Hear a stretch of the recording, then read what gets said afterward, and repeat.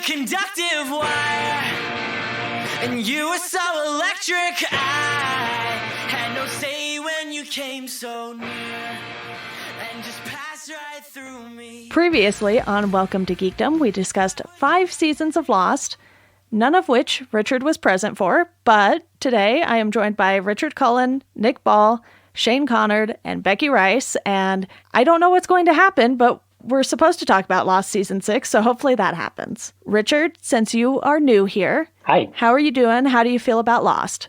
This is the worst season for me to finally get on this podcast to discuss, because I have not seen this season since it first aired in, 2010? So I'm going to try and remember all of this from memory from one single watch when I was in a completely different time of my life. So what could possibly go wrong? If it makes you feel better, I watched this in December of 2020, and I already don't know if I remember what happened. That's fair enough, because I remember this season being batshit crazy, not making any sense, and jumping about 17 sharks. Yep, that sounds about right. It is going to be especially hard for Richard to remember because, of course, like Richard Alpert, he has been around since the 1800s. So it's only a small part of his life. That is also true. I am incredibly old, and I've lived a very long, hard life. All Richards are immortal on this podcast. Hell yeah, we are. Shout out to the Richard fandom. Shane, you watched this more recently than everyone else here. You finished it, a few days before we're recording this? Yeah, I think I finished this, like 3 days ago. And this is going to be the most difficult conversation I've had about anything. Becky, what are your general feelings about Lost Season 6? So I like it more than most people like it, and I am a Season 6 apologist, and I am really excited to talk about why this show is the best show ever and why if you say that you don't like the ending that you're wrong. Okay, sounds fun. I'm sure we all have thoughts on this ending for sure.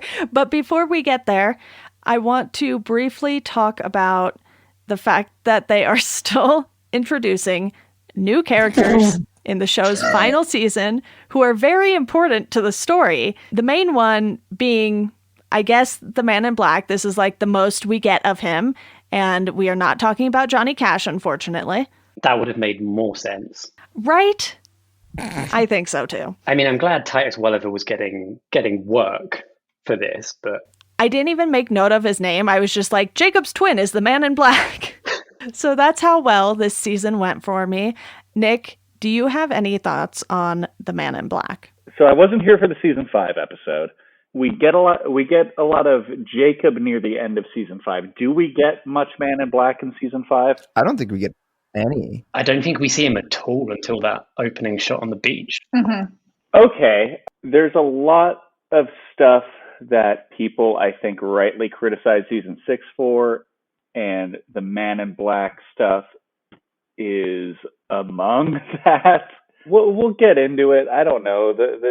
I found myself biting my tongue in an early episode. I accidentally said to you, Deanna, when we were talking about the shades of all the characters, I accidentally said, this show does not like to divide it between good and bad, white and black, and then sat there in shame because it literally does in the last season. So, I think I said that and then texted, we have a spoiler chat that excludes Deanna so that we can talk about things that happen later.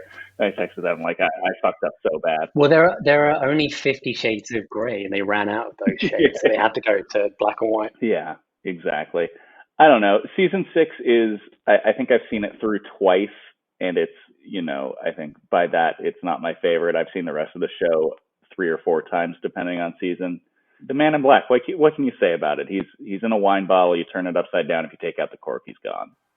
It's the metaphor we all know and love. Wait, what? Do you not remember this? I don't remember that bit. I know he had a cabin in the woods, and it was surrounded with a circle of ash. I believe Jacob is explaining what the smoke monster is, and he's got a bottle, and he turns it upside down and the water doesn't fall out, but he takes the cork out and he says, this is what happens if you let the smoke monster leave the island. And because the smoke monster was a security system to keep the Man in Black there, right? It's a metaphor and it makes sense. Okay, it makes sense. We didn't think about it twice. I was kind of surprised by how shoehorned a lot of the stuff felt in season 6, because you get this entire background of the Man in Black and Jacob as children and their mother who is not their mother. And it just felt so out of place, because you knew, at least by the time I was watching it, that the show was going to be ending. I don't know if that was something that was announced like before season 6 or during season 6 when it was airing week to week, but it felt like they had this whole lore that they wanted to tell, and they kind of just rushed it all in season 6 instead of giving us more of that throughout the other 5 seasons as well. Well, that's something I do remember, Deanna. They knew it was going to end in season 3 during the writer's strike. Okay. They came back from that writer's strike 6-episode gap that they had, and they're like, cool, it's going to be 6 seasons and a movie, but we don't need the movie. And so they knew what they were doing. So it's weird that you feel that season 6 rushes all the lore into these 18 episodes when they had 3 years to plan this. Yeah, Becky, since you love season 6, love might be a strong word, but you like it more than I think the rest of us might. Probably. Did you feel like it was rushed, or am I just crazy? So I will say that I haven't watched season 6 in a while, because I was going to rewatch it with you guys, but I've been sleeping really well thanks to my Brooklyn embedding, as we discussed on last episode. But use promo code. The smoke monster is in a bottle of wine, and if you take the cork out, then the smoke monster's out for 20% off. That's a long promo code. for 4, 8, 15, 16, 23, or 42% off. Thank you, Nick. Spin that wheel, baby. Good bit, Nick. I wish that I actually knew what my promo thing was, because I do have a promo thing. Anyway, I was not prepared for that. I should have been. Tweet me, ask me. I'll send you a link. I'll send you my referral link. Like, let's go. Anyway, I don't feel like it's rushed. I just feel like it doesn't give you everything. And I think that there are things that, like shows or movies, where like everything gets like completely explained, or like in the Matrix when they're like, and this is how everything works. And so I think it forces us to, when like we're watching other things, we expect answers to like every single section of something. But I don't know, life's not like that. Like, you don't always get all of the answers. And so while it's a little bit unsatisfying and a little bit like leaves some open endings, like just existing is like that. And I think that when I watched the show at first, I did kind of feel like, oh, why doesn't all of this get explained? But then after having rewatched it, because I've seen this show like 3 times. Okay. Having rewatched it, but then also just having gotten like older, and then just thought about the show a lot, I don't feel like I'm missing those things anymore. I mean, I do feel like they're missing, but I don't feel shortchanged by it. Like you need the answers? Yeah, like now I'm able to look at it and just be like, yeah, sometimes life is like that. Like you don't know every single thing. So you get enough of it to help you like kind of like understand what the island is, where the island went, where these people went, like what happened, but not so much that it removes the mystery from it. The biggest reason I struggled with that up front is because I went into this whole show being like, yeah, sci-fi, let's go. And it kind of pivots away from that and a little bit, and it pivots hard away from that in this season. And it becomes much more like spiritual, mystical mumbo jumbo, which is not my bag typically, but yeah, I like it. I think that where the frustration might stem from for a lot of people is the balance that season 6 tries to have, because you have the island stuff, you have the island backstory stuff, and then you have the Flash Sideways stuff, which doesn't seem to be very important when you're watching it. Mm-hmm. So you're cramming in a lot of ancient island lore. Like instead of doing what is happening on the island interspliced with short backstories of each character, you're doing what is currently happening on the island spliced with ancient island lore spliced with what is happening in an alternate universe. And I think it seems like you're telling 3 overall stories instead of 1 overall story with some background. Would you have gotten rid of the lore then? Like if you could make this show like in your perfect way, right? Like would you do that?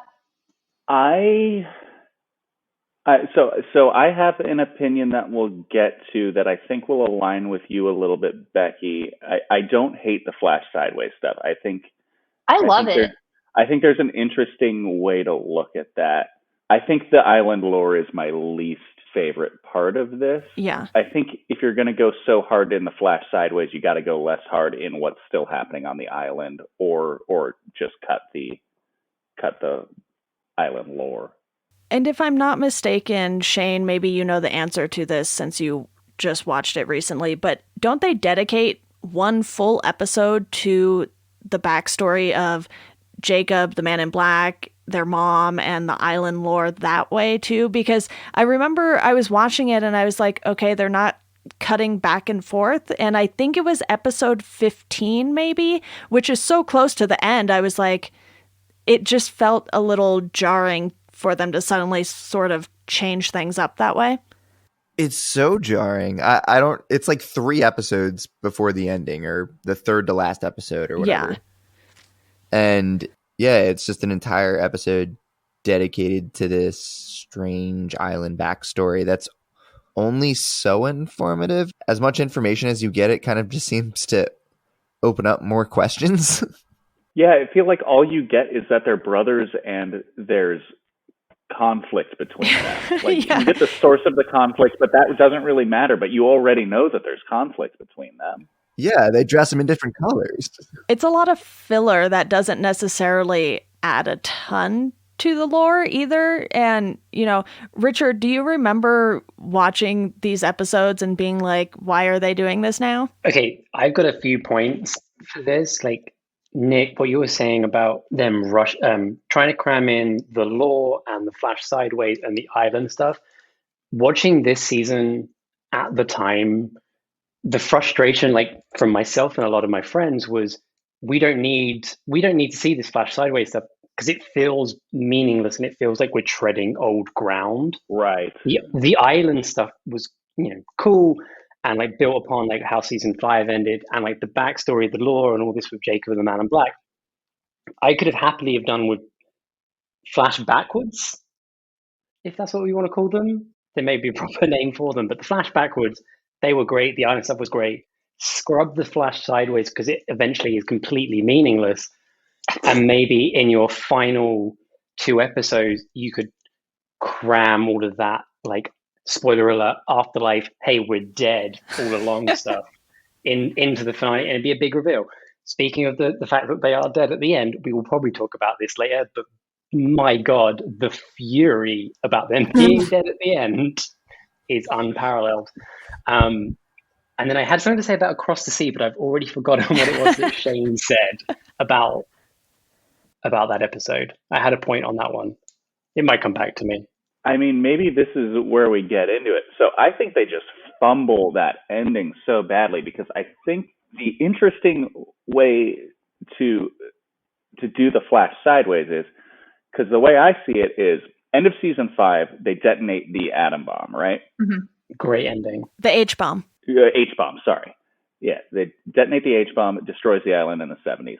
So what the Flash Sideways is the alternate universe where the island was destroyed in the 70s. Right. It's all of their lives either untouched by the island, or in cases where everybody's dads are intertwined, it's a little bit different. They're touched by the island, but the island's gone. But they have to still find each other. Right. And so this allows them to do that. So like the Flash Sideways are super important. Just thinking about those Flash Sideways, I know I just said they were irrelevant, but you reminding me that they blew up the island in the 70s and that's what the Flash Sideways were. Does that actually make all the Flash forwards, flashbacks, the flashbacks in all the prior seasons irrelevant? Because now the Flash Sideways is actually technically the correct timeline, because if it blew up in the 70s, they never went to the island.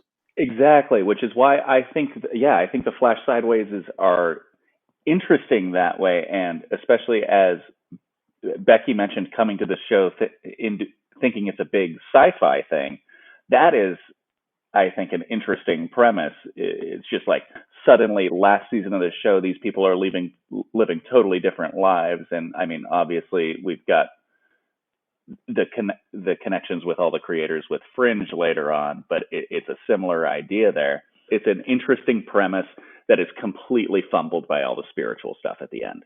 Mm-hmm. So what I was going to say with Shane's comment about Across the Sea and it raising more questions and not giving you answers, I was going to bring up the example of Fringe, which I think aired maybe a year after Lost had ended. Don't quote me on that. I think that's right. I felt like with Fringe, like you were given questions for like 5-6 episodes, but then you would get answers a few episodes later. Like they were raising questions, but then answering those same questions within the same season, and there was like a whole overarching season mystery that they would still then solve at the end of the season, and then they would go off and like kind of expand upon that and then build a whole world. And I love Fringe. Deanna, watch Fringe. It was so much better than Lost. I have more homework now. Oh yeah, absolutely. It's a good balance between like Lost mysteries, but a through arc that's followed through it's like a Lost closer to X-Files, though. Exactly. Yeah, I think Okay. it's a really well done show. Yeah. It started in 2008, by the way, Richard. Okay. Fringe came on before Lost was done. But I think there's the same with a bunch of writers and a bunch of crew. So I think they probably learned from Lost on how people want to see mysteries, but they also need to get those answers. You can't string them along for 6 years and then never fucking answer the question or just make some bullshit up. So they overlapped a little. So JJ was a very busy man. Well, I mean, I think JJ admitted that after a couple of seasons, he wasn't that involved with Lost. Fair. Yeah, he just like created like the idea.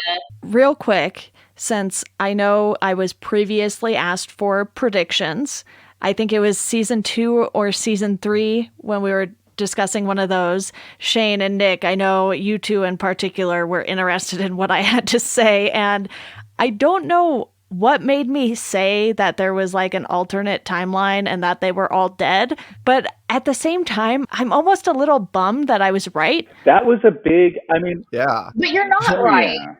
Like, they're not dead the whole time.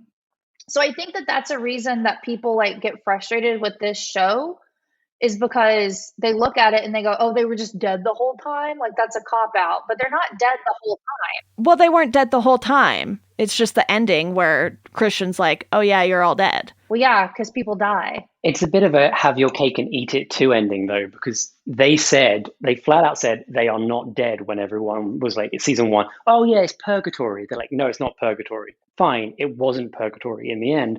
But to then end the show with those flash sideways being fucking purgatory, that's what I think pissed a lot of people off, was they kind of said it's not this, but they still did it anyway. They weren't lying in season 1, but it ended up being the answer in season 6.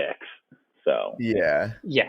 But I don't think it's even an answer. It's just a thing that happens. Like, people die. Like, people do die. Like, not everybody Except for people called Richard. except for Richards. what? We are immortal, remember? I was reacting to people die. We don't like to think about the death of Nick and on this podcast. People die, and not everybody that's there at the end, they don't all die at the same time. Some of them died like before the bomb. Some of them died afterwards. Some of them died shortly afterwards. Some of them were like long afterwards. No, I get that. And I don't have a problem with everyone on the island eventually dying, because as you say, people die.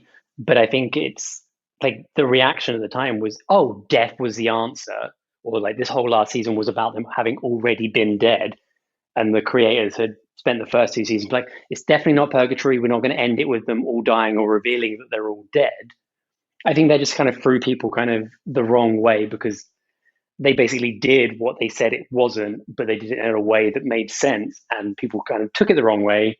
And I think they could have come up with a better fucking ending, and it would have been less drama, and it would have been a better season overall. I agree. I think they could have done the full flash sideways thing with everybody being dead in the timeline that we have known for the previous 5 seasons, without it being, you're in a church and you all had to find each other to let go. I think it wouldn't have been as hated with a better literal last few moments. My issue with it is that you could have done the Flash Sideways stuff and had the same outcome and just done less of it, but instead they took this opportunity to kind of do this like kind of egregious fan fiction, like, ooh, we're gonna make, I don't know, like, I like, as much as I like the Sawyer Miles cop episodes and like, Oh, Shane can hear me and Becky revving up to say he's wrong. Yeah. I know, I already I'm know. leaning forward in my chair. If they had more time, it'd be fine. It just feels like that's why we got these weird rushed episodes. That's why we get this kind of bizarre Richard's past episode that you're just like, all right, we're gonna reveal all of the mysteries that we've kind of created around this guy in one quick little episode because we've only got a few left now. That episode ruled, by the way. Cutting the Flash sideways isn't the answer. I think the answer is cutting all of the like Man in Black, island lore, like cutting that stuff. And then that way the two things, right? Because I think we're all in agreement that like the problem is that they were trying to do two things or three things in this season, and they really only had like bandwidth to do two things. So I think that instead of canning the Flash sideways stuff, you can the Man in Black stuff, you can the like island lore, like that stuff. And then that gives you not a ton, but just a little bit more room to either one additional Flash sideways or one additional like what's happening on the island right now, or just something that like helps better explain. Because for me, what I've noticed in talking to people about Lost is not always, there's clearly exceptions, but the majority of people who very strongly hate the ending versus people who are either okay with it or don't mind it as badly or possibly even like it, the difference is about when they watched it. And people who watched the show as it was airing, from what I've noticed, are much more likely to have like strong like anti season 6 reactions. But I wasn't that way. No, But the island lore is the best That's stuff. what I mean by like not every time. My thing with that is they already had the smoke monster and they already had that story going since season 1, and they could have rounded that out better, but instead we never, like, again, I'm sorry, we never needed the Flash sideways with the 70, like with the alternate timeline if the bomb didn't go off. I agree, Shane. It's all about that, the lore and the answering of the questions that people have had since season 1, like with regards to what is the island and the smoke monster and the others and who Richard is and all this kind of stuff. That's what people at the time wanted to have answered. So the Flash sideways are 100% the thing you would cut from this season if you wanted to then try and do two things. I guess I get that. It's just that the answer for the island stuff is less satisfying to me than most of the Flash sideways stuff. Yes. Oh yeah, if you take out the Flash sideways, the season doesn't have an emotional through line. So they would have to come up with something else or put something on the island to make it all work. But the Flash sideways is what you would lose if you wanted to. Yeah, I mean, if you don't get Desmond running over Locke, what do you get? Absolutely nothing. My Scottish heartthrob. Becky, I do get that, it wasn't that they were dead the whole time. And, when we were talking about predictions, I kind of just passingly made the comment that they're dead. And I think my issue with the ending in particular is that it's not like they grew old and died. It's like they all died the age they were when the plane crashed on the island, roughly, in either timeline, it seems. Well, that's because they didn't want to spend money on making them look older with makeup. So they just died at how they looked. And I'm pretty sure not everyone was there at the end. Or if Aaron was there, I did not see Aaron. Sorry, I was muted and getting another beer, and I ran back here to comment on this. So I think that is, again, just tied to the, regardless of what you like of this season or not, the just piss poor final moments. Because I don't, even if what they're doing is getting everybody and they're remembering and they're letting themselves go, it doesn't make sense to have some of them, not all of them. It doesn't make sense to have Christian there telling them they're dead. It's just that final moment that sucks. Yeah. And I think it just taints the entire Flash sideways for a lot of people because. Yeah, and the fact that Shannon or Boone isn't there because they didn't like there was contractual arguments, I think, over one of them. I can't remember which one it is, and that's why they're not there. And it's like they tried to have that moment where it's like all these people on the island, they went through this thing, they're here in church. But like it doesn't work if you can't get everybody. Because I don't think Vincent's there either, because all of a sudden he's now a grown adult and not the 10-year-old boy he was at season You 1. mean Walt, not the dog? I think you mean Walt. The dog. I was like, oh, this is a new development I missed. Hell yeah. Wait, who's Vincent? The dog. Dog. I do. dog. I do. Yeah, I know that. But yes, I mean Walt. It's just weird they want to have this like everyone come together, but they can't actually get everybody together because they've fallen out with half of the fucking cast. Like Mr. Echo, I don't believe is there. Like Anna Lucia's not there. Don't drink and drive. Exactly right. I think Have Lucia is you there. guys talked about the fact that those characters were killed like a week after they got arrested for drink driving in Do you Hawaii? not listen to the show? I've been busy, guys. I'm sorry. Fucking hell. I think it's been brought up several times, but I don't think we've ever like gone in and talked about it. But yeah. Okay, cool. I just wanted to make sure.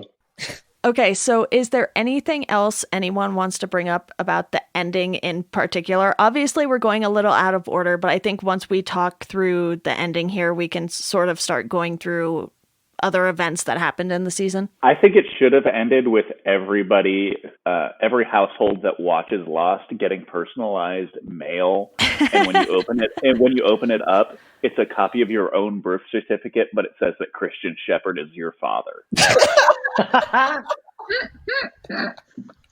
Brilliant marketing, Nick. I love it. Did they all meet Christian in some form by the end? If there was an outstanding question, the answer was either Christian Shepherd or Locke's dad. Yeah. And Locke's dad was Christian Shepherd. No. No. It was Anthony a joke. Cooper. Don't tell Locke who his dad is. Don't tell him what he can't do either. Yeah. Tell me who my dad is. Don't tell me who my dad is. Don't tell me what my dad do. What that dad do?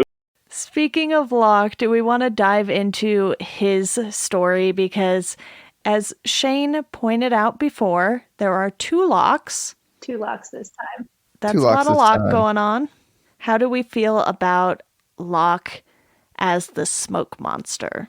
Becky? Wait, I can't now. Now I'm not sure if I'm misremembering. He isn't. It's not Locke, but it is Locke. It ain't Locke, but it's Locke. It ain't Locke in Locke's body. Thank God we don't have to worry about spoilers anymore, and we can just like Let it all out, Nick. Okay. It's contractually obligated Locke because they couldn't afford Titus Welliver for that amount of episodes. I don't know if that's true. I'm just saying. Becky, the way it was explained is that it was the smoke monster, and the smoke monster took over Locke's body because Locke was dead. Jeremy Bentham's body, in quotes, body was on the second flight to crash on the island when they came back after Locke's funeral in the real world. Right. And the smoke monster took over his body, much like he did to Christian Shepherd's body when his coffin crashed on the island in the first flight. Mm-hmm. Yes. Yeah, so it's not Locke. I don't know. I'm just saying, maybe the real Locks are the smoke monsters we made along the way. But Locke was always supposed to be the smoke monster. But then he picked the knife. Well, that was him always being the smoke monster, I feel like. Was it? Is that really what you think, or are you doing some yoga here? It's like how the Man in Black went over and joined the other village so that he could dig into the island secrets more or whatever. It's like the same obsession that Locke had. And it's just like Locke was always supposed to be Smoke Monster and Jack was always supposed to be Jacob. Oh, symbolically. Symbolically. Yes. Oh, Yes. God. Shane, I thought you were trying to convince me that the whole time Locke was destined to be the smoke monster, but instead he picked this wrong thing and then he didn't. Okay. Ooh, what you just said makes way more sense than what I thought you were saying. That's why I was asking about the yoga.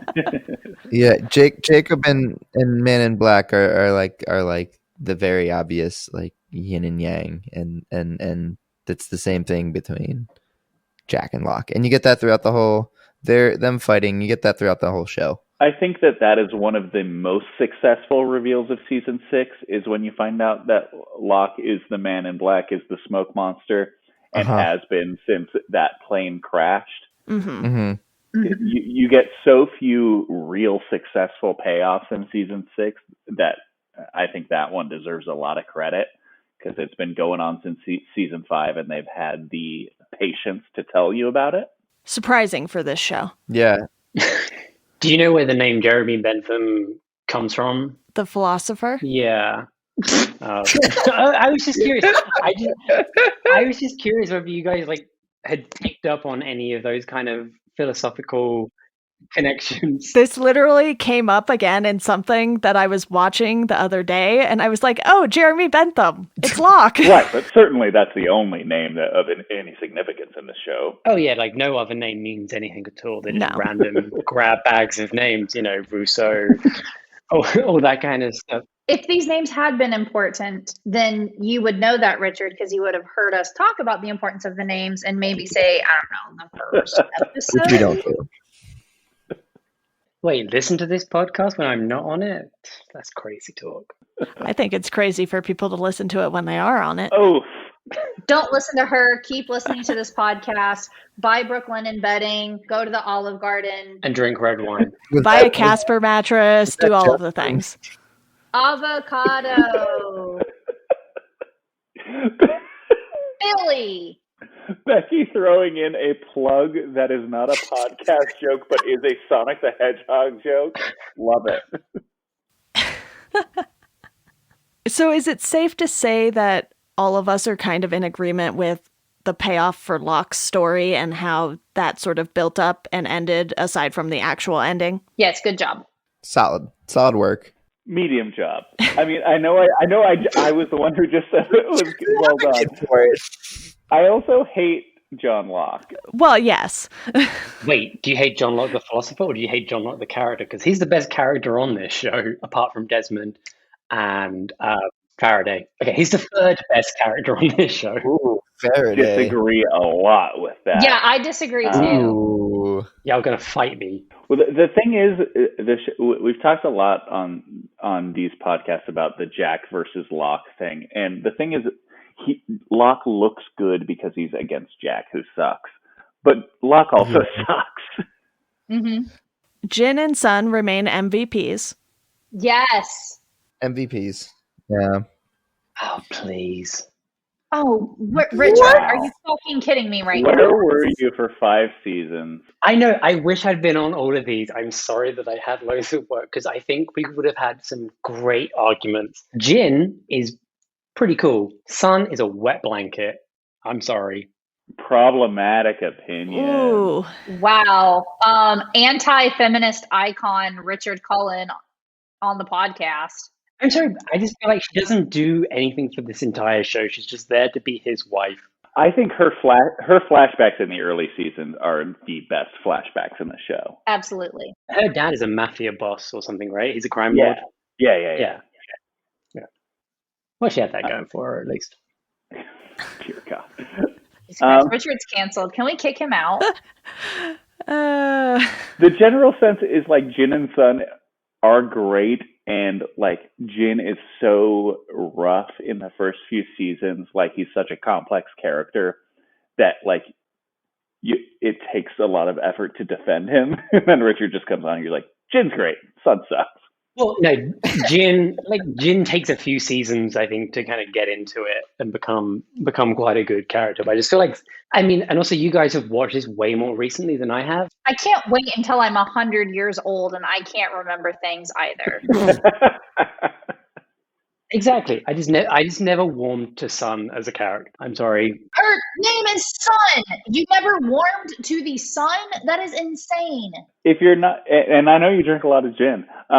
If you're not remembering season 1 Jin as much, I guess I get that. Like if it's all post Raft, like that's a lot of just great character friendship building that you're remembering. So I get that. Yeah, I think Jin from season 3 onwards is a better Jin than the first 2 seasons. Yeah. Yeah. I think that's fair. One of the other things this season also did to kind of throw everything up in the air was to introduce the temple and all of the people there. I was waiting for that part. Right. Shane, go for it. What are your thoughts on the temple and the people there and the whole we're going to torture Saeed and not really tell you why thing? They kind of tell you why, but not really. Yeah, it's like they had an idea that pivoted a few times, much like most of the ideas on the show, it seems. But it seems like they wanted to have some kind of temple to I guess, show like how sacred of a character and how sacred of a being that Jacob is, so that when it's passed down, it's a bigger deal. But I feel like we already kind of knew that. And I don't know. It just seemed like a way to kind of bring the Jacob Men in Black story into relevance, just to quickly ditch it. Yeah. Anyone else have thoughts on the whole short temple storyline? I don't remember the temple at all. And I'll tell you, I will tell you why. It's because when this aired, I had a big holiday, and I went traveling around Europe, and I was so obsessed with Lost at the time that I would actually download these episodes on the hotel Wi-Fi. Which holiday was it? I went to Italy and Germany, and Like Christmas? No, I went on vacation. All right. Was it your first time visiting Europe? We can't do this bit on this podcast because it's from a different podcast. But just a little bit of it was fine. We just can't go too deep into it.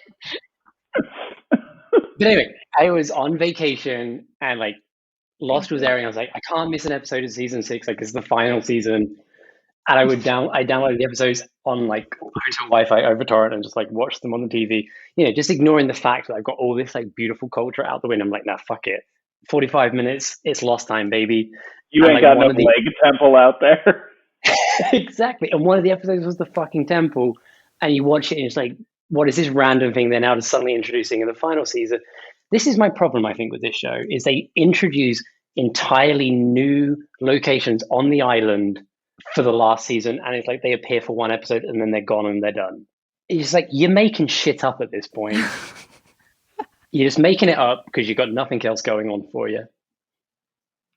Because it doesn't matter. None of this stuff matters. All of these things exist. It's TV, Becky. None of it matters. And push forward these people and their growth. And so it's not about what happens. It's about who it happens to. I just felt like this season tried to do way too much, given that it wasn't as long as the first few seasons, too. And even some of the stuff they did felt like filler, and they could have used the time better for something else. But with the, 18 episodes, and I actually watched an extended finale that had 17 extra minutes in it that was available on Hulu. And I don't know what the original version didn't have in it, but we'll start from the beginning and describe every second of the episode, and we'll tell you which parts are different. No, thank you. Did the one on Hulu have that ending with Walt and Hurley, that extra, the man in charge thing they released later? I wanted to talk about this later. I was going to wait until the end to bring this up. I don't know what Deanna's seen about that stuff. Honestly, I forgot so much of this season already that if it's not in my notes, I don't really remember. But my problem, I think, with this season was that they just, again, tried to do too much. And the fact that they brought back so many characters, because we do get Ana Lucia in this, we do get Libby at some point in this too. So even though they don't bring back everyone, they bring back a lot of the characters and still introduce more characters. And then you have the new characters like Ilana, who were introduced in season 5, I want to say, for her character in particular. And there's just so much going on that I was very easily losing track of what they were trying to get across with each of the timelines, basically. I'm sorry, I was on mute Googling Ilana Lost. Really? Who the fuck is Ilana? Ilana goes boom. Ilana is the one who was on the Ajira flight and she arrested Saeed. Ilana go boom. Yeah. Yeah. So Ilana comes in. Oh, She crashes on the third plane or whatever. The Ajira flight. Yeah, so she crashes there, and then when she gets there, she's with like another group of people that say that you eventually find out are there to protect the candidates. And so Right. she's supposed to protect the candidates. I'm on Lostpedia and I'm looking at her right now and I do not remember her at all. And I think that's the problem too. Yeah, for sure. So is this where we start talking about the candidates? Go for it, Nick. Yeah. Okay. Again, I'm one of the people who have not rewatched this in a couple of years.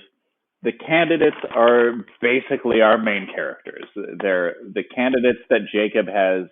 He's created a big roulette wheel in a lighthouse Mm-hmm. to decide who is going to run the island after him, right? Yes. I think it's like protect the island, but yeah, run it too. Yeah. But it's like, it's Jack, it's Kate, it's Sun, it's Jin, it's all the main characters, and they pan over it, and you see all the characters that we've lost previously on Lost. Previously on Lost. And then they're crossed out. So, it's our living characters in that timeline on the island. And I mean, yeah, I don't know what to say about this.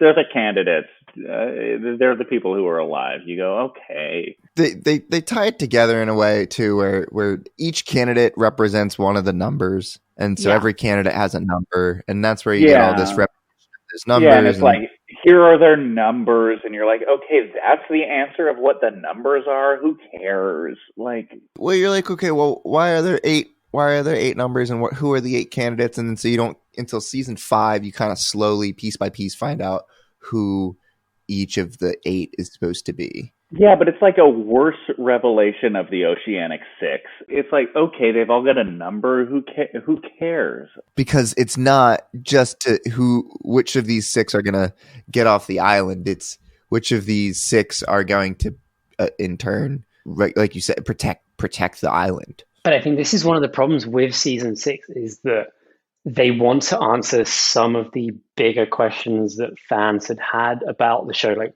what do the numbers mean? I mean, if they'd never answered the numbers, we may have felt completely differently. But as Nick was saying, like the characters on the show were assigned a number, and that's who they, in a list of who might run the answer. It just feels like, oh, we have to answer this question because people want to know, and we have nothing because we never thought about it back in season 1. You can't tell me that in season 1, when they had these numbers, they were like, right, 4 is Locke, 8 is Hugo, 15 is Sawyer, and I am looking at this on Lostpedia. I have not remembered this in the players, but there is no way they knew that back then. I hope those are road numbers, and I just have never noticed. But like, There's a deep side. Yeah. Do they tell you why each person has the number that they have, or no? I don't think so. Right? I think it's just a list, isn't it? It doesn't matter what number they had. Because there's not like really any like, oh no, yeah, it's just like it's like a numbered list, and then like as like over time the list gets narrowed down, these are the ones who end up being like the actual like slate of candidates, right? Right. Okay. Yeah, I don't know. I like it. I feel like everyone has their purpose. I lost myself in my deep sigh earlier. What I was going to say is the reveal of the Oceanic Six. It was done kind of piecemeal. You knew there were 6 of them. You were narrowing it down. You were trying to figure out who counted, who didn't. But this is like, it's all people on the island. They've all, I think everybody except Jin. I haven't watched this recently. Like, it's like everybody has escaped and come back. Yeah. And it's like, this is your list of people that you've been following. And you're like, what are you revealing to me? It's like nothing. It's absolutely nothing. I disagree. Is there anything else that we want to discuss about what happens in, I guess we can call it the regular timeline, before we jump to sort of these people's lives in the alternate timeline? No. Sorry. That's a very firm no from me. Wow. Becky and I both on mute, revving up for Sideways chat. Vroom, vroom, baby. I had a lot of anger issues about the pendulum place episode because it's in London, and the only way it's like London is like because the guy's playing fucking Wonderwall and there's a red. Is the Pendulum season 5 or season 6? I legitimately can't 5. remember. Is it 5? Okay. It's before the bomb. I should have been if I should have been if it was a season 5 discussion. Similar to Richard, that is a big moment in my frustration with the show. Well, maybe if you guys could have been bothered to show up. Oh, we're in London. You know what we're in London for? Yeah, listen to fucking Wonderwall and a red fucking phone booth. Yeah, London. Richard and I were busy in it. Weren't you in England? I haven't been to England in a very long time. But he knows that there's more to it than Wonderwall and red phone booths. Actually, to be fair, there probably isn't. I've been to England more recently than Richard has. Definitely. Let's talk alternate timeline then, because Hell yeah, let's go. this was one of the things that I thought maybe was happening earlier in the show, but this is the season where you're like, oh yes, these are two very, very different timelines, whereas before there was the time travel and they were just kind of jumping all around. But I think that the lives that they portrayed for all of these characters, I didn't love all of them. I mean, at this point, I was very over Jack as a character, so I did not care about his alternate timeline at all, really. You didn't care about his kid? Did you care about the tattoo he got in the old timeline? No. But you didn't care about the kid that he had? Was it his kid that he had with the mom from Modern Family? I don't even remember. Who cares? Yeah, he has a son, and his son has this like anxiety and like fear of like letting down his father, just like Jack had with his own father. And yet Jack gets this opportunity to live that differently, like, which in his previous self, like his regular timeline self, would not have ended that way. Like, he gets this opportunity to be like, no, like you're not going to disappoint me, like, for who you are. If only father issues had been addressed in the show previously to this episode. We've never once talked about people's like weird relationships with their fathers in this show. And so I think it's really interesting that for the first time, we're getting to see a character really struggle or have any type of like breakthrough thought about their relationship with their father. Here's a question for you guys. When did you first realize that these were flash sideways and not the flashbacks? When did it occur to you there was a different, like an alternate timeline? Episode 1, it's LAX part 1. They land at LAX. Yeah. So. Oh, well, okay, fair enough. I thought they dragged it on for way more episodes. But also the way that it's like written out, it's not LAX, it's LA like SpaceX. Yeah, you're right. There is a space. It's LAX. Yeah, and so I feel like if you were watching these episodes as they came out, you just went into it watching the episode. But if you watched it when it was like on like a streaming thing or something, at like a champing through it, but not necessarily like, oh, I need to complete this like super fast, like you probably saw that. Because I know like for me, it like triggered something in my brain, like, okay, like something about this is not going to be exactly what I think. Well, in that episode too, Desmond was on the flight and sat next to Jack, and that's when I was like, oh, this isn't the same thing. Yeah. But it took me a minute to realize what it was. But who wouldn't want to sit next to Desmond on a plane? I mean, oof. Calm down, Richard. But yeah, I think they made that part fairly obvious in the first episode of this season. And then they have it unfold. Like, I really loved that Hurley owned a ton of companies and had good luck. That was just so nice to see for Hurley. Wait, can everybody just like really quickly, like what is your favorite of the Flash Sideways? I think I take the easy answer just because I haven't watched it in a while. And it's obviously Desmond running over Locke with a car. That is a fun one too. I haven't seen it in 10 years, but I would say the Miles and Sawyer cop team up. No, that was my joke. That's the right answer. Yeah, Recon rules. That episode rules. And I think that was a missed opportunity. I would have loved to have seen that be like an actual spinoff. I was going to say, I feel like they wanted that to be a spinoff. Like if they were going to ever do a spinoff, it would have been the Locke Sawyer team up. NYPD Blues. They should have spent 3 seasons doing that. Am I remembering it wrong, or did Miles still have his powers in the Flash Sideways? I don't think he did. No? Okay, that's just my brain making a good TV show in my head, I guess. Shane, Yeah. what was your favorite alternate timeline? I don't know. I'm a softie. I like Hurley Libby reunion. I like seeing Hurley happy. Yeah. Yeah, that's about it. You just like seeing Hurley happy. Yeah, I like seeing Hurley happy. The Linus stuff is okay. It's okay. I was actually going to say that I do like the Linus stuff. I mean, I joked about the Desmond interrupting and all, but I do like Locke's backstory of being like frustrated. He's not allowed to perform to his full capabilities because he's got a shitty office job in a wheelchair and his boss sucks. And then in this, he's like a substitute teacher and not doing great. And then you've got Ben with Alex in the school, and I actually think that's all. I think that whole thing is pretty good. I like the Ben, Alex, John Locke stuff a lot, actually. See, I thought the Ben and Alex thing was a little too weird for me. That may come back to my liking the sci-fi fringe AU thing a lot. Okay. So Becky, is yours Miles and Sawyer as well? It's probably either that or the Hurley episode. Okay. I think both of those are really good. It's definitely not the Kate one. Sorry, Nick. Okay, we haven't talked about Kate yet this episode. We missed me talking Kate on season 5. The listeners all emailed. They said, "Where's Nick talking about Kate season 5?" I don't remember. I don't remember fucking season 6. Kate and Claire go on a wild cab ride, if that helps. I know that they went on a cab ride, but I can't remember if she's still under arrest or not. Is she escaping? She was running. Because she gets in the elevator and Sawyer sees her, right, and he's a cop.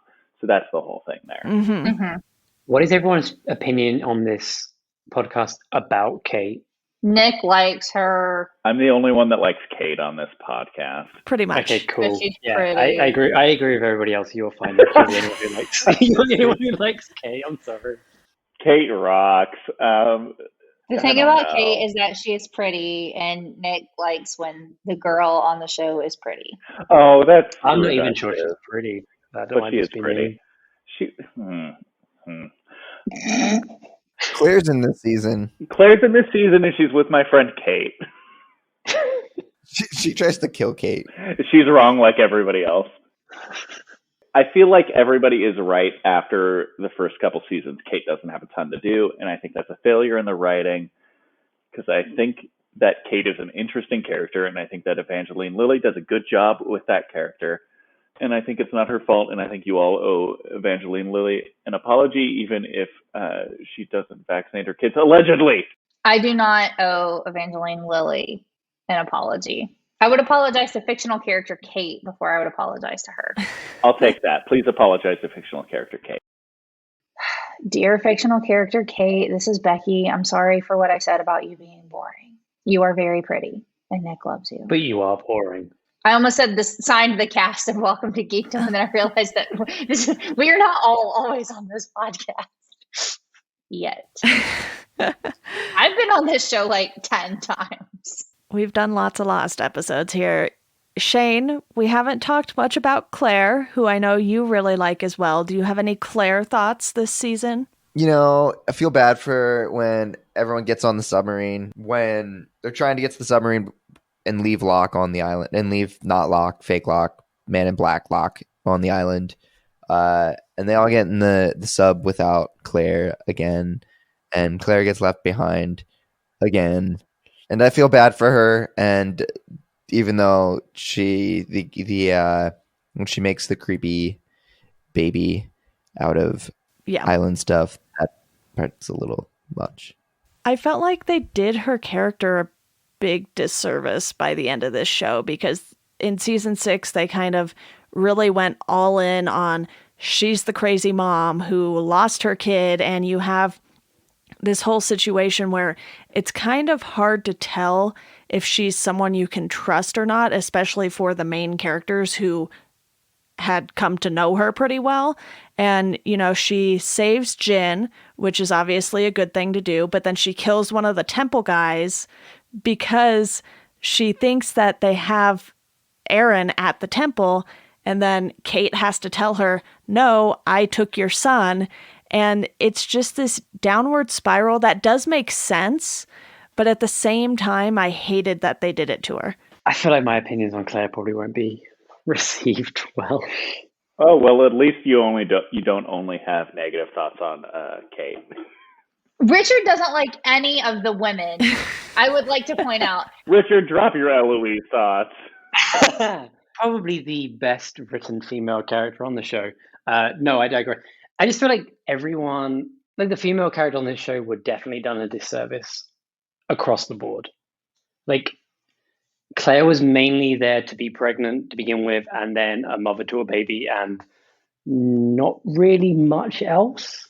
And like, Kate was the criminal and didn't really have anything else to do because she was a tertiary player to the Jack Lock struggle. Yeah, both the Jack Lock struggle and the very forced love triangle between Jack and Sawyer and her.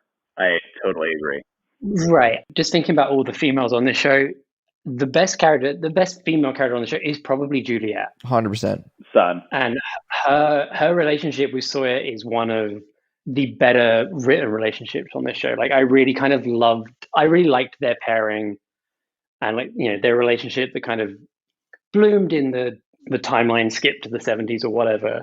She's definitely easily the best female on this show. Everybody else it just felt underwritten. 100% agree. Like Sun and Juliet. Yeah, Sun is definitely above that for me. Yeah. I don't like Juliet that much, but I do like the way her conflict with Sawyer and his previous love triangle is written. But I think Sun is probably the best written for me. Yeah. I like Juliet as a character, but I think it takes them a long time to figure out what exactly they're going to do with her. This show, I know that we haven't said this on this podcast before, and it's wild to me that we've gotten to this point without saying this. Just kidding. We've definitely talked about it. But this show struggles to write female characters for long, right? Like, every female character that's done well in this show, it either took them too long to figure out what to do with that character, or once that character did something, they just kind of like didn't know what to do with that person next. That's pretty accurate, though, of like a lot of television shows written by men, especially of this time period, is it's like, wait, what do I do with this girl character that I made? And this is another reason why Deanna needs to watch Fringe.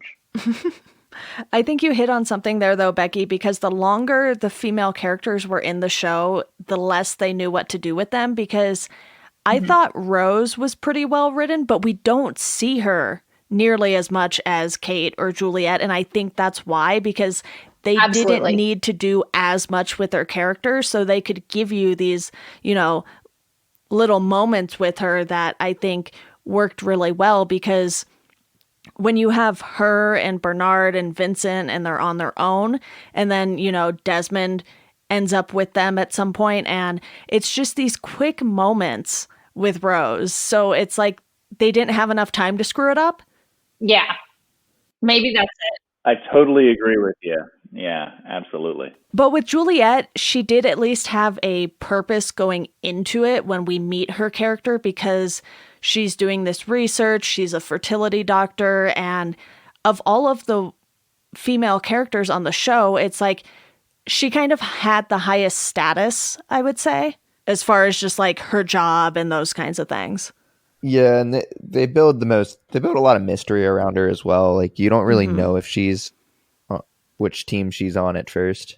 Yeah, and the first, as soon as she kind of joins the main group, when you're still kind of skeptical of her, it's a lot of her. I brought this up before.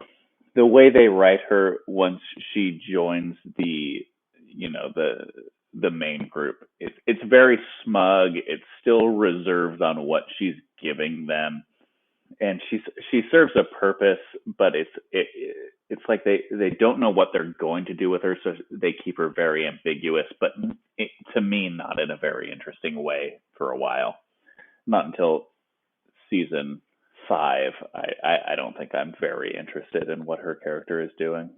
I like how she's written. Even during the smugness, it's just like it's the first time she's kind of being taken away from like civilization on the island, and she's just like I don't know. She kind of just acts like she doesn't really have to prove anything to anybody because she really doesn't.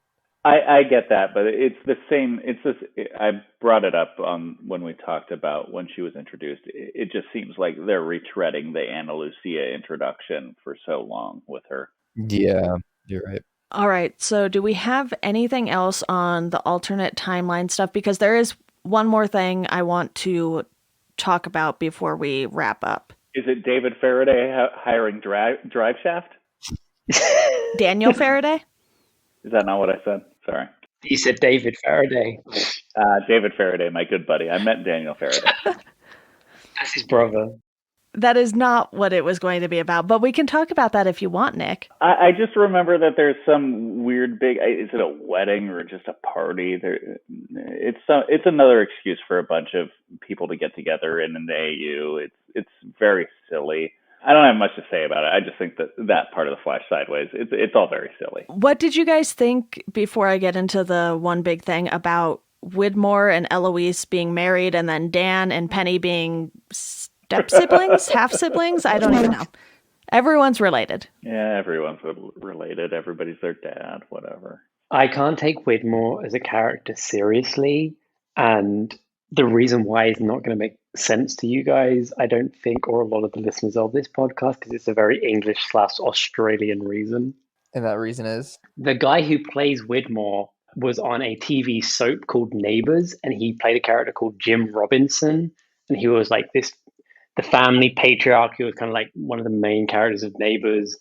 It was like this Australian daytime soap that was on like 5 o'clock in the afternoon for me, and he dies of a heart attack in the show, but he was like such a beloved character because he was just so nice and wholesome, and everyone wished he was his dad. So that when he turns up in Lost, everyone's just like, oh, it's Jim from Neighbours.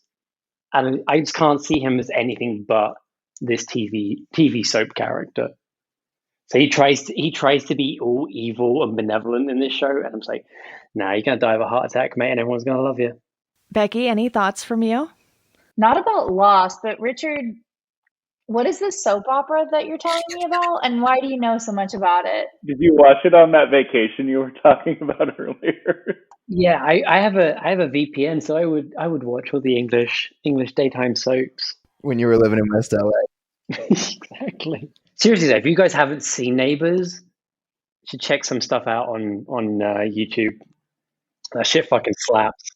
They had to call it Bad Neighbours in England because everyone associated Neighbours with the TV show. So I know it was Bad Neighbours.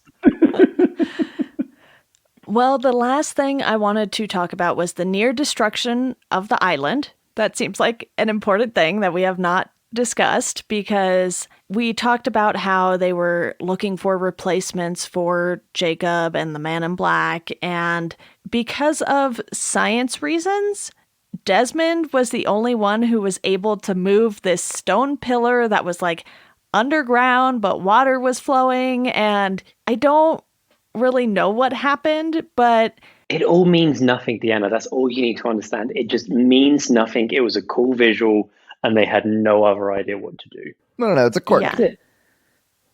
It's a cool. Yeah, they may as well have just popped a fucking champagne bottle for what it actually meant. Well, it's the cork. It's to go back to that metaphor with the wine bottle. it's the wine and cork. the evil got That's out. what the stone pillar is. Yep, it's a quirk, and the evil's getting out because you see it get out when the water drains. That is all symbolism. You're welcome, guys. It's perfect symbolism. We all know that it works. It's a water in the cork. It's the symbolism we all know. We've known it forever. Yep.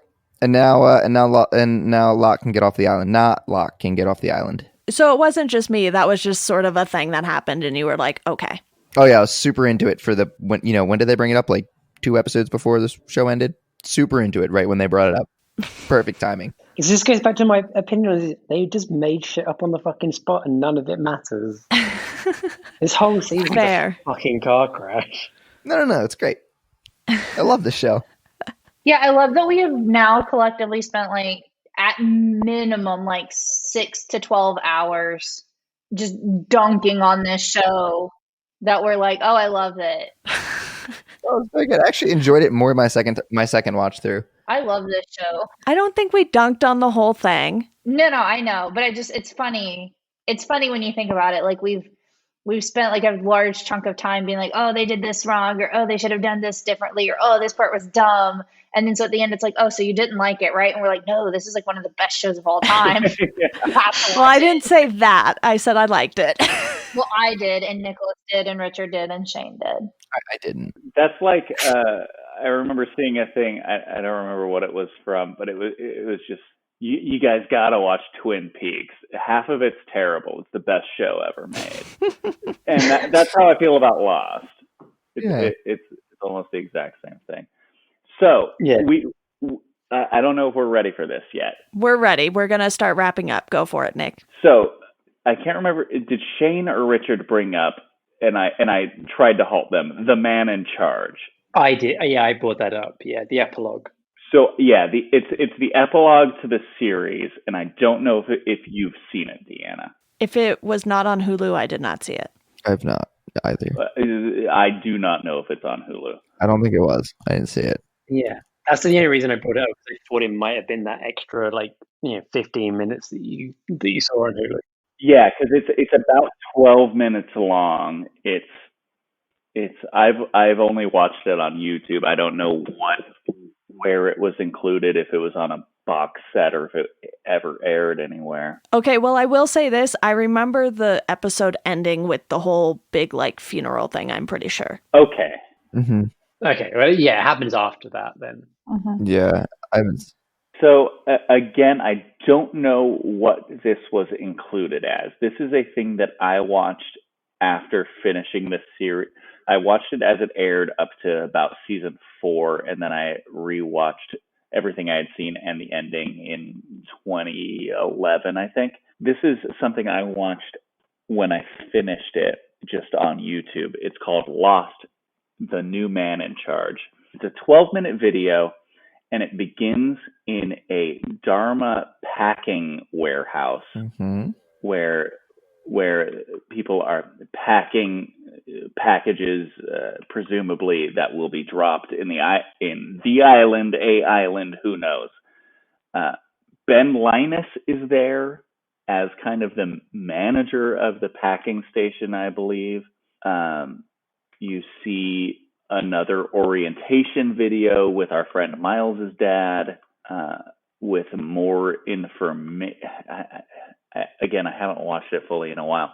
There's more context dropped, not necessarily more information.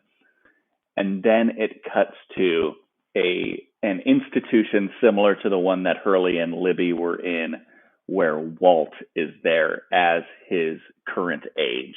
Okay. So, post-puberty, hanging out there. He has a visitor. It's Ben Linus.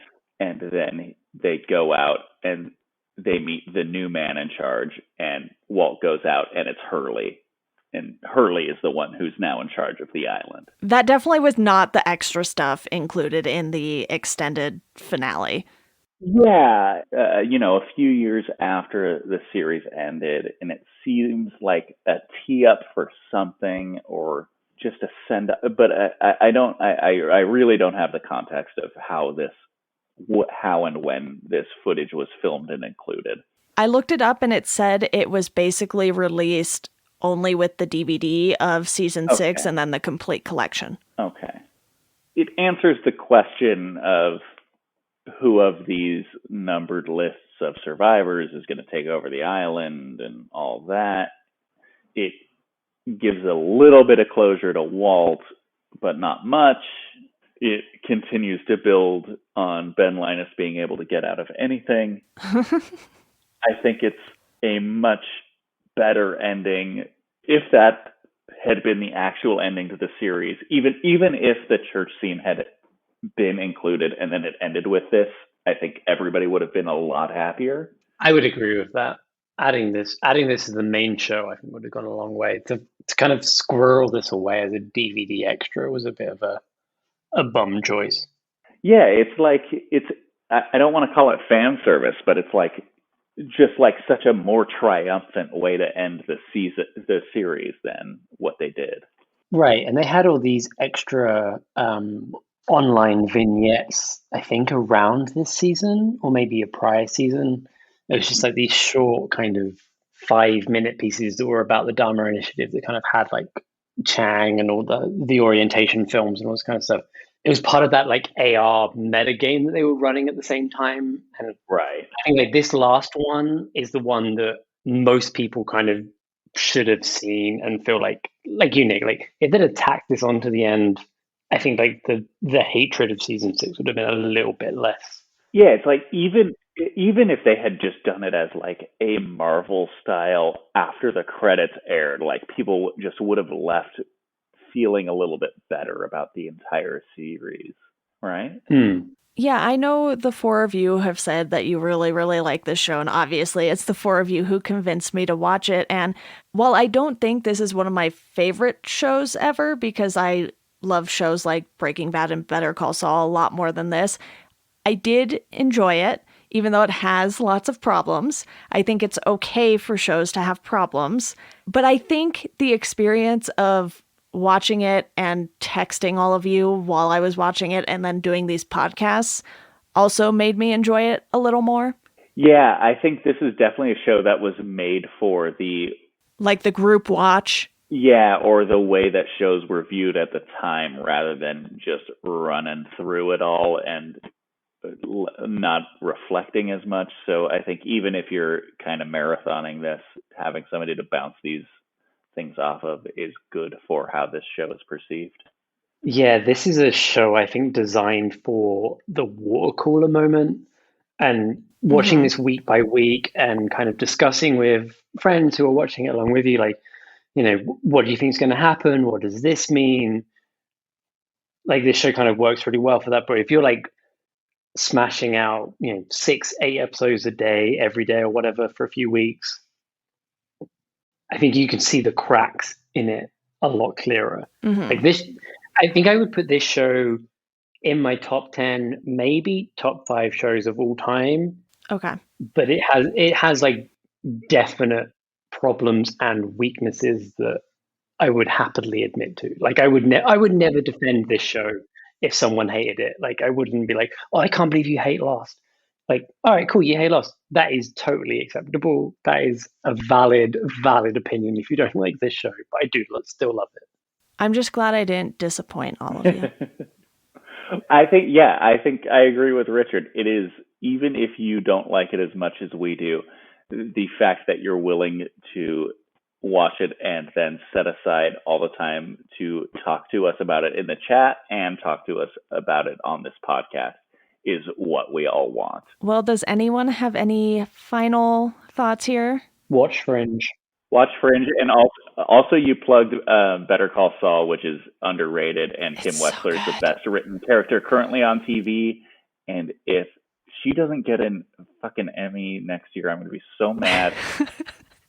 She's so good. She's so good. Watching it again for my second time through, I definitely enjoyed it more.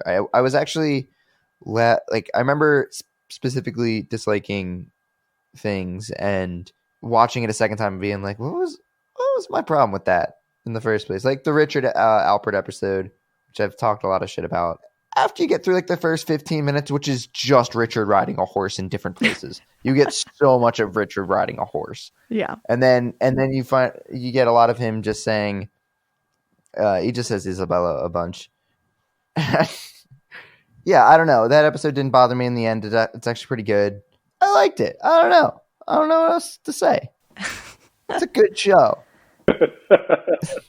I'm yelling it. It's a good show. It's a good show. Becky, anything from you? Yeah, the show is good, and if you don't like it, you're wrong. Fair enough. Well, thank you all for joining me. Richard, we're all very glad that you were able to make it for the final episode here. I'm glad I was able to make it too, and I'm surprised we haven't mentioned this, Deanna. But if you do ever run a Patreon, I will read my university dissertation on this show that only covers the first 3 seasons because I'm that fucking idiot. I do have a Patreon, and we are going to do that. Oh, hell yeah. Oh I god. cannot wait. You just signed up for it, Richard. Okay, I will read my entire 10,000 word dissertation on this show as it was written in 2007 by a 22, 23-year-old me. Can't wait. Warts and all. It'll be fucking horrendous, but I will do it if you really want me to. Just to see how wrong I was about everything would be quite a sight to see, I'm sure. I was only kind of sort of wrong, but mostly right, so that's okay by me. My favorite part of you predicting things, Deanna, was when you said, like, these timelines are getting too confusing, like, I think on episode 2, and we were just like, oh no! It was a very fun time. So again, thank you all. I'm sure all 4 of you will be back for various different things on this podcast. As Becky said, she's been on 18 episodes already. What's up? All right, everyone, that does it for this episode of Welcome to Geekdom. If you want to support the podcast, you can do so through our Patreon. You can sign up for $1 a month. That'll get you a thank you on the show. $2 a month, you get to pick a topic that myself and a guest will discuss on the show. For $5 a month, you can join the Welcome to Geekdom Slack group, where you can talk to myself and various guests who have been on the show. If you want to follow us on socials, you can do so at GeekdomPod on Twitter and at Welcome to Geekdom on Instagram and Facebook. And as always, thank you for listening, and we hope you enjoy the rest of your day.